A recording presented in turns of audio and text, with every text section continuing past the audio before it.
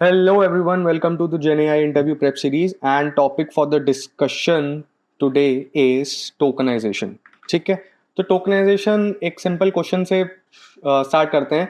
What it is and why it directly controls your context window and costs in Gen AI. ठीक है, तो यार अगर हम 2-3 साल पहले तक देखें तो टोकनाइजेशन के करस्पॉन्डिंग किसी भी एआई रिलेटेड इंटरव्यूज में टोकनाइजेशन स्ट्रेटजीज पर बात होना बहुत लाइकली चीज थी. ठीक है, कि वो तुमसे टोकनाइजेशन स्ट्रेटजीज पर पूछेंगे ही पूछेंगे.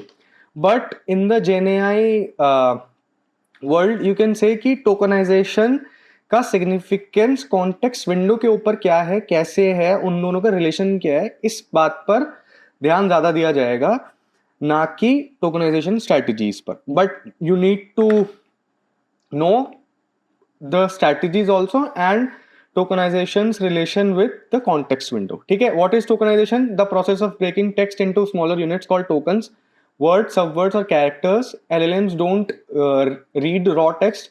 Every input is first converted into numerical token IDs. Tokenizer is fixed at training time. You cannot swap it later without retraining, realigning the model. ठीक है, LLMs don't read raw text मतलब हर word, ठीक है, एक mathematical representation में convert होता है, एक मैथमेटिकल वेक्टर में कन्वर्ट होता है. उस मतलब हर वर्ड के लिए एक मैथमेटिकल वेक्टर कंस्ट्रक्ट होता है उस वर्ड को मैथमेटिकली रिप्रेजेंट करने के लिए. ठीक है, tokenizer is fixed at training time का क्या मतलब है कि जो तुमने टोकनाइजेशन स्ट्रैटेजी मॉडल के स्टार्ट में चूज करी है, मॉडल की ट्रेनिंग के स्टार्ट में चूज करी है, वो तुम ड्यूरिंग द ट्रेनिंग चेंज नहीं कर सकते. You can not change it while the training. ठीक है, why it matters, tokenization and the context window. A model's context window, example 128,000 1 million, is measured in tokens, not words or characters. Tokenization decides how much of your text actually fits. ठीक है, तो सबसे पहले तो context window क्या होती है ये देख लेते हैं. कॉन्टेक्स्ट विंडो होती है कि एक in one go how many tokens a model can see. ठीक है, in one go how many tokens a model can see. ठीक है, रूल ऑफ थंब जैसे one token is approximately equals to 4 characters और 0.75 वर्ड्स इन इंग्लिश. ठीक है, but this varies a lot by language and tokenizer. ठीक है, non English text cost more tokens for the same meaning. Hindi, Chinese, Arabic often split into more subword tokens than English, silently eating more of the context window. ठीक है, API pricing is per token. Again, API ये बहुत important है. API pricing is per token, input plus output. Inefficient tokenization directly inflates the cost, not just the compute. और जाहिर सी बात है, compute बढ़ेगा तो कॉस्ट भी बढ़ ही जाएगा. Long conversations, rack pipelines, accumulate tokens fast, chat history, system prompts and retrieved chunks all compete for the same fixed token budget. ठीक है, रैग में जो चैट की हिस्ट्री है वो भी टोकन्स में कन्वर्ट होती है. ठीक है, तभी तो कॉन्टेक्स्ट रहता है एलएलएम के पास. ठीक है, कहाँ था मैं.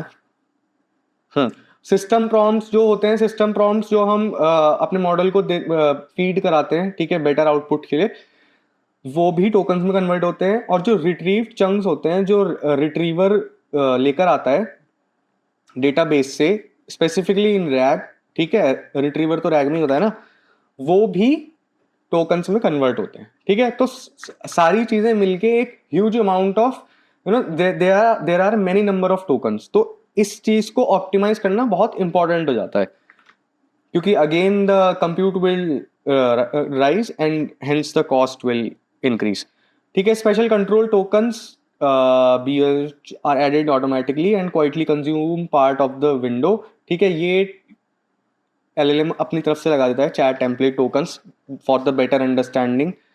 ठीक है, बट ये क्वाइटली कंज्यूम करते हैं कॉन्टेक्स्ट विंडो का साइज. ठीक है, poor tokenization of code, rare words और numbers can fragment meaning across many tokens, hurting reasoning quality.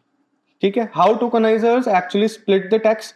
ठीक है, तो ये वही टोकनाइजर और यहाँ पे टोकनाइजिंग स्ट्रेटजीज हैं. क्या है, बीपी है, बाइट पर एनकोडर. मैं यार एक सेकेंड, फुल फॉर्म चेक कर लेते हैं।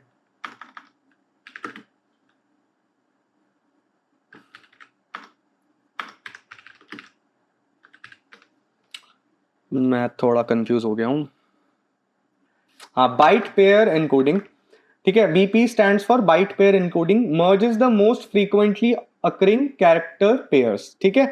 कहाँ पे यूज होता है? जीपीटी फैमिली में। ऐसे तुम्हें याद करना है कि बीपी में क्या होता है, मोस्ट फ्रीक्वेंट कैरेक्टर्स के पेयर बनते हैं, ठीक है। वर्ड पीस में क्या है, merges based on likelihood improvement, not raw frequency. Word piece में क्या होता है, प्रोबेबिलिस्टिक लाइकहुड फॉलो किया जाता है कि कौन सा वर्ड या कौन सा कैरेक्टर किस कैरेक्टर के साथ अकर होने की उसकी ज्यादा प्रोबेबिलिटी है, ठीक है। बेसिकली प्रोबेबिलिस्टिक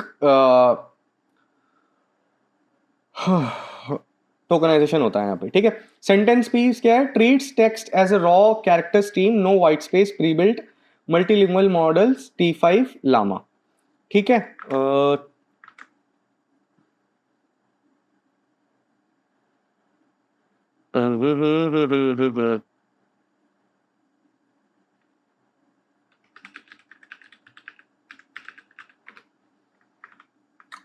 सेंटेंस पीस भी मैं देख लेता हूँ थोड़ा।